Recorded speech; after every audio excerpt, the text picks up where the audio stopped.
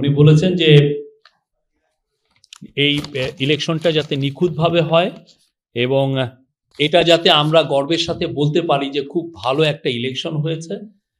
আর এটার উনি এই যা কর্মযজ্ঞ হচ্ছে সব কিছুর ক্ষেত্রে আরও ভালোভাবে এইটাকে আরও কত বেটার করা যায় সে বিষয়ে উনি জোর দিয়েছেন।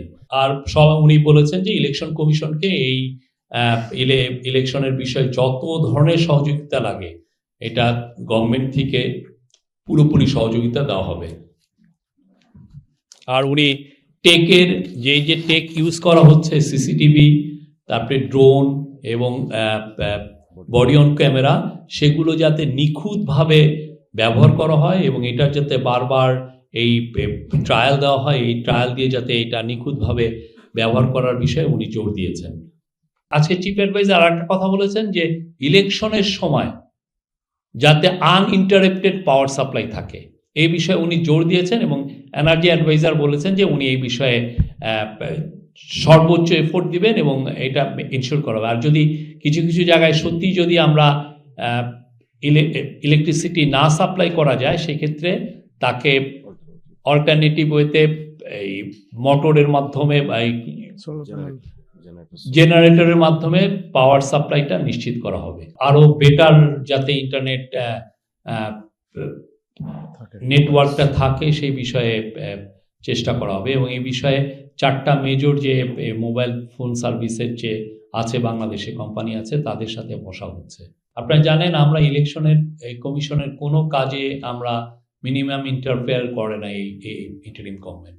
তারা তাদের কাজগুলো করছে। তাদের কাছে যদি কোনো ধরনের কোনো আপনাদের অভিযোগ থাকে, কোনো পলিটিক্যাল পার্টির অভিযোগে, তারা তাদের কাছেই যাচ্ছেন।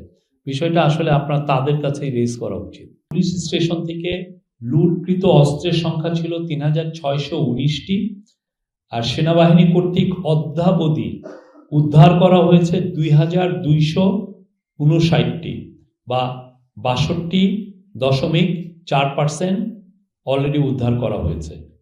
আর অবশিষ্ট লুটকৃত অস্ত্রের সংখ্যা হচ্ছে 1360টি।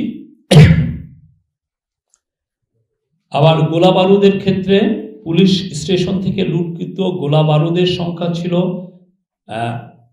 যা গোলা বারুদ ছিল তার অলরেডি 52% উদ্ধার করা হয়েছে। তো আমরা মনে করছি যে সেই সোফার যা উদ্ধার হয়েছে এটা খুব ভালো একটা উদ্ধার হয়েছে, কেননা ওই সময় যখন লুট হয় একটা বিষয় হচ্ছে যে এটা যতটা না প্রফেশনাল লোকরা লুট করেছে, অনেক ক্ষেত্রে দেখা যাচ্ছে যে অনেকে ওই সময় হুজুগে লুট করে ফেলেছেন, করে হয়তো বা কেউ ডিস্ট্রয় করে দিয়েছেন বা পুকুরে ফেলে দিয়েছেন এইরকম।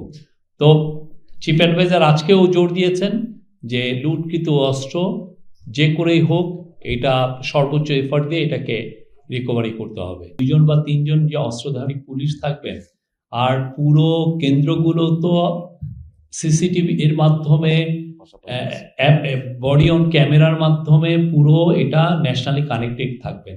আর ঠিক ওই এলাকায় স্ট্রাইকিং ফোর্স হিসেবে আর্মি থাকবেন, আর্মি সশস্ত্র বাহিনী, তো তারা একদম পাশেই থাকবেন। আপনি জাস্ট এমন হতে পারে একটা জায়গায় কোনো ট্রাবল হলো 5 মিনিটের মধ্যে তারা রেসপন্ড করতে পারবেন, এই অবস্থায় থাকবেন। সো আমরা এটা নিয়ে মোটে উড়ি না, বরঞ্চ আপনি বলতে পারেন এবার রেকর্ড পরিমাণ 9 লক্ষ থাকছেন আইন শৃঙ্খলা বাহিনীর সদস্য এবং সশস্ত্র বাহিনীর সদস্য।